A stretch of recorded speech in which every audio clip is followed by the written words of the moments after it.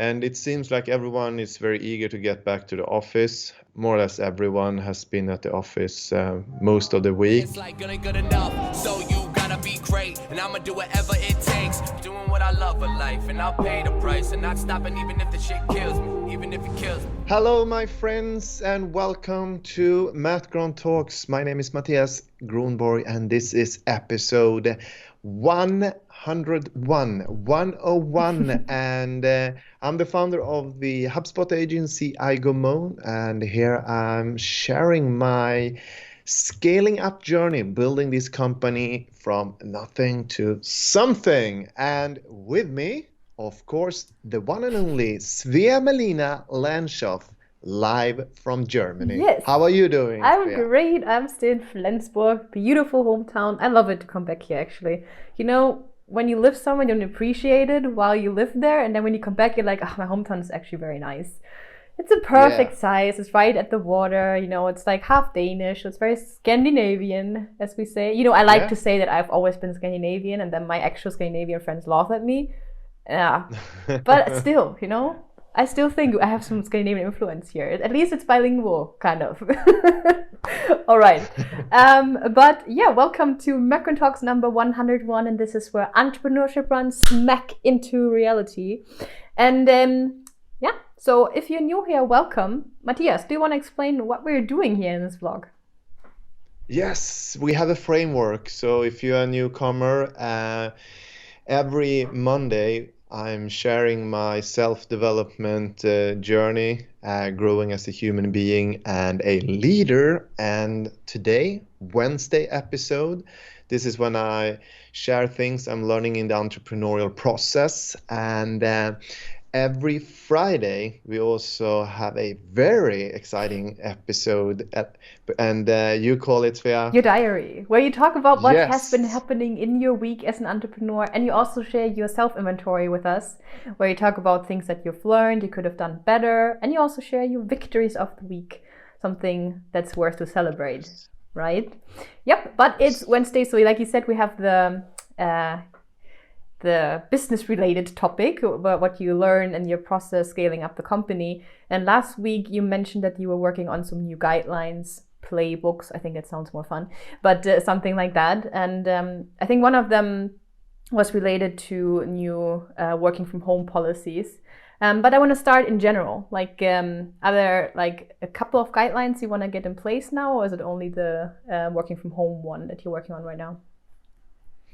There's always guidelines, and I'm really looking forward to get this HR talent acquisition person to the company that can help me with really help and supporting me around writing guidelines and do HR work, and at the same time help me to source new candidates and support our growth. Yeah. So it's a common topic. That HR person, we need you if you're listening. this is exactly what I actually spend a lot of time on. Yeah. And there is a lot of guidelines we can talk about, but let's focus on the guidelines for working remote. They became a little bit blurry because we had, pre-pandemic, and then we also, worked remote during the pandemic, and now there is a little bit more, post-pandemic. Yeah. And Sweden is opening up already. Like they stopped the regulation, so it's kind of like back to normal. That's crazy. Yeah, exactly. And it seems like everyone is very eager to get back to the office. More or less everyone has been at the office most of the week. So, to navigate that and make it very clear, I wrote a completely new guideline for working remote. So, do you want to share something, like some changes that you made? How does your policy look like now when people want to work from home? Because I know you were talking about maybe some hybrid solution after Sweden opens up again. Yeah, so we have had kind of a setup where everyone comes to the office Monday and Friday, Mm-hmm. and so we start the week and close the week together. But that also, when we are growing, it Monday and Fridays becomes a little bit of a bottleneck because the office gets very crowded during Monday, Friday. So we don't how should I say we don't get the rubber band to be a little bit more flexible with the space because there is a challenge post COVID that I already see, and that's the challenge is actually that even if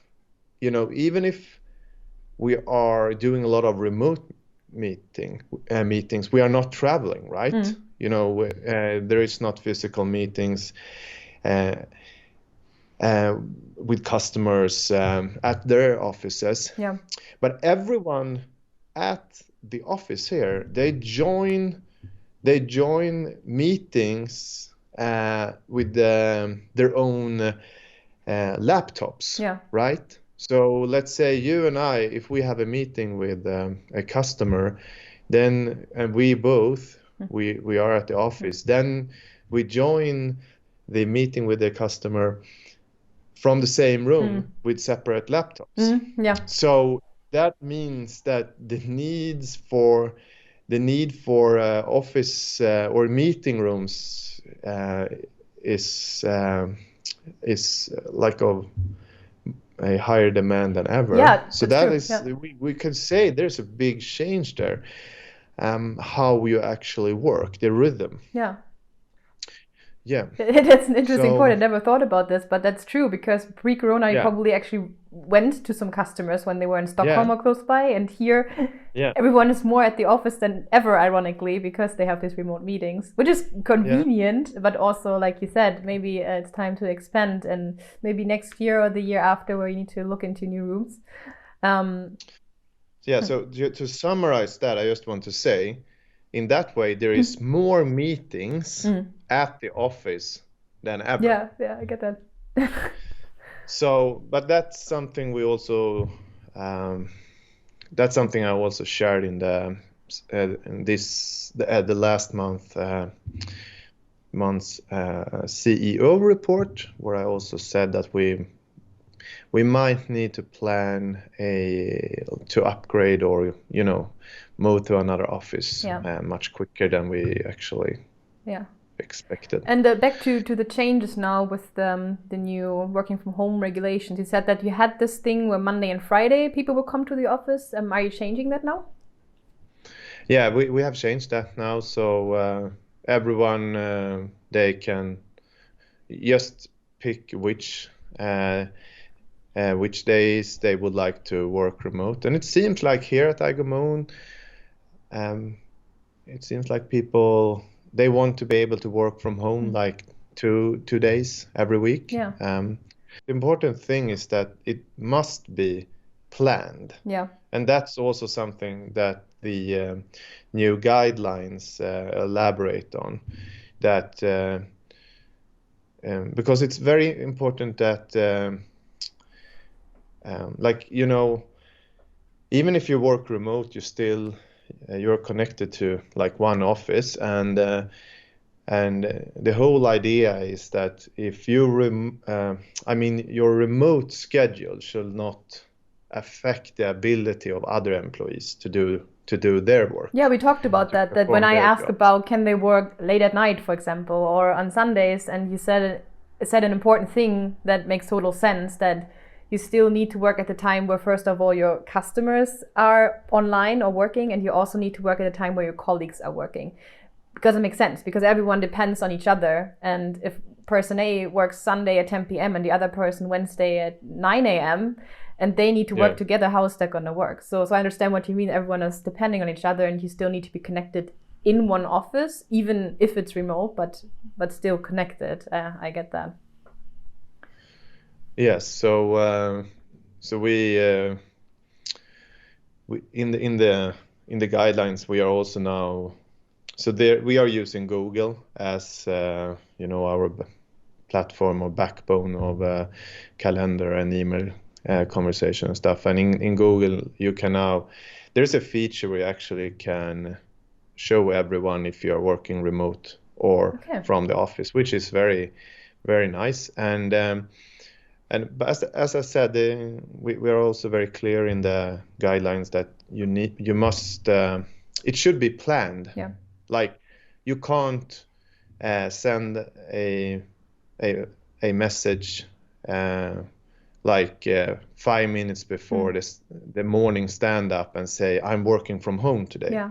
So if you are my team leader, I need to communicate at least the day before that, okay, tomorrow my plan is to work from home tomorrow and the day after. And of course, there could be emergencies. Yeah. So, but again, it's all about that everyone should be able to plan. So if we are in the same team, we need to communicate and set the right expectations to do the most productive work we can. Yeah, absolutely. It makes a lot of sense. Is there any minimum amount of days that people need to come to the office, or do you leave that open? I leave that completely open, and of course it's up to you. But I mean, I'm in my world. I think it's up to everyone. A part of the iGoMoon's culture code is engagement, and we also need to create events at the office that also makes people eager to meet the team and be social. So I think if at the end, if you don't want to come to the office and be social or have fun, maybe then this is not the right place for you, right? Yeah, because I was also thinking that the culture is such an important point at iGoMoon, and the together with each other. Yeah, so I think that's where I think maybe also guidelines and policies, like writing policies for people to actually force them to be at the office is probably not the right way. Then I think there's other issues. Yeah, so I think in this case we just need to try it out, see how it works. If the culture is staying alive, that people can, even if they work from home for a longer time, still contribute to the culture and connect with each other. But yeah, I think it's hard to say at this point. I think we need to adapt to the new normal, as people say in the media, and see where it's leading us. And then I would say change accordingly if something needs to be changed. And you see maybe the culture is falling apart, then obviously something needs to be changed. Yeah. So and another thing I added into the guidelines is actually that for us, like working remote is working from home. So let's say if you would like to work from your holiday place, or what do you say in English, like your holiday home, vacation, if you want to go anywhere else and work from there, you need also to communicate that. Yeah, because maybe there are, like you said, emergencies where you need to come to the office or see a customer in Stockholm and you can't. Yeah, that makes sense. So I mean, you can't, like, let's say you log into the daily stand-up and you are suddenly, you are in Germany. Hi, I'm in Germany today. I mean, then again, there might be a plan that you need to be at the office, to meet a new employee, or again, collaboration, communication. Yes. So, and I'm not saying we are not that it's a big no that you can work from Germany. I am just talking about communication. Yeah. You need to communicate that. We need to become successful as a team. Yeah. And another thing there is, of course, that we always need to use a proper headset and also join all online meetings with the camera, turn on. And And then it's a little bit tricky, as I already said, we have set up some guidelines for, let's say, you and me and maybe another colleague, we are having we are having a meeting with a customer. Then we always need to like this. What I'm trying to say is we have learned that it's much better if everyone call into the meeting with their own camera, because you get a much better sense of all the people in the meeting. You But mean instead again, of people gathering in front of one laptop, right? yeah, exactly. But as I said before, this is also putting some new pressure on the office itself, because you can't have if we are 15 people, everyone can't get their own room. Yeah. I mean, it's impossible. So we need to work a little bit with how should I say, the conference setup, because to have a sustainable approach there, actually. And Yeah, talking about sustainable, I just want to go one loop about the guidelines in general, because I guess that you're getting this guidelines in place now, and you're working on that, and it has something to do with scaling the company. Is that right? Like, what's the background of writing these guidelines now?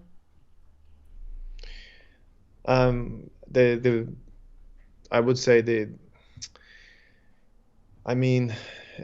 big background or the big purpose here is that iGoMoon, we want to create and maintain the most attractive office and offices when we are scaling up, becoming bigger, and when we get more offices. The idea is that the office is the hub for all the employees and where our culture code is living and breathing. But I mean, at the same time, it's obvious for us to give the opportunity for our people to do some remote work from home or another location, if that fits them better. Yeah. And something that I also want to say about that is, but we see the office or the offices as our main workplace, and this is where we, as I said, physically meet and collaborate and grow as a team. But it's also very important because we have this Work Environment Act in Sweden. As an employer, you are responsible for the employees' health. And the physical setup, but we can't guarantee people's home setup. Yeah. It's impossible for us. So it's very important to have a clear policy that everyone is responsible for their workplace or the work situation at home. And it's up to the manager and the employee to discuss and talk about that setup. And if that setup is not good enough, and then our managers, they must lead, and they must be able to say that, okay, but then you need to work from the office, because the office is the place where we need to where we invest, and we make sure that we as an employer fulfill the Work Environment Act. Yeah, interesting point. I mean, I mean, you can, like you said, you cannot guarantee that someone has like a separate office and ergonomical chair and whatnot if you're not there with them. But I guess if they want to get some gear, like a monitor or something, they can probably pick it up, right? Yeah, but that's also something that we have been talking about. Like everyone, they have a laptop. So and they at the office, they will have a a monitor, like a big monitor to connect. They will have a desk and they will have a chair. But the company will not, if you get a work monitor at the office, you will not get a work monitor for working from home. That's how we solved it during the pandemic when we couldn't, travel, or and some people, they of course, they brought the, equipment from the office and used it at home. But we are now taking back that equipment. Yeah, because it's also a challenge if you want to go back and forth. Like I every time gonna carry a monitor and your ergonomic chair back and forth. That doesn't make any sense. So I get that point. Very important that you mentioned that. And I know, of course, there is needs and there is wishes, and it will be different depending on how much experience and what kind of role you have. And that's why it's important that each managers, they have the responsibility and the authority to influence your work based on what he or she considers is the best for the group and you as an individual. So what I'm trying to say, it's not everyone's right to work from home. Do you understand where I'm going? Like, because the work, Management Act, or Arbetsledningsrätten, as we say in Swedish, we can only, as an employer, we can only control that, making sure that everything is set up at every office. Because people, they have there's a huge difference between employees, how their remote, what kind of remote situation they have home. Some people, they live in like a one-room small flat, and some people, they have like an entire house, right? So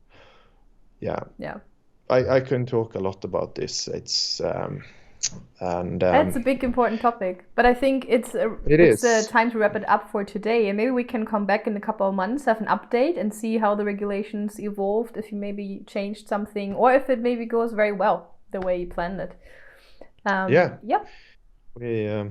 Let's see. I also want to say that of course, during the pandemic, we have learned that there is some type of work it's really good. It's really productive to do remote. And then typically that's when you have planned work, and when you need your focus time, when you need to unplug. But then it's also a lot of work that office is probably the best place to do it. And collaboration work, I guess, where people need to work together in a way. Exactly. Yeah, and like we said before, there are these situations where you just quickly want to ask something, and that's what you talked about in another episode, that was very a problem in Corona, because you cannot just have these quick interactions and have to wait maybe hours for a response that stops you from doing the work you are working on. So, but I would say let's wrap this up for today and get back to the topic. Thank you for this episode. Thank you guys for watching. As always, if you like what we're doing, please subscribe, leave a comment, and see you in the next one. Hit the bell. See you in the next one. Bye. Bye.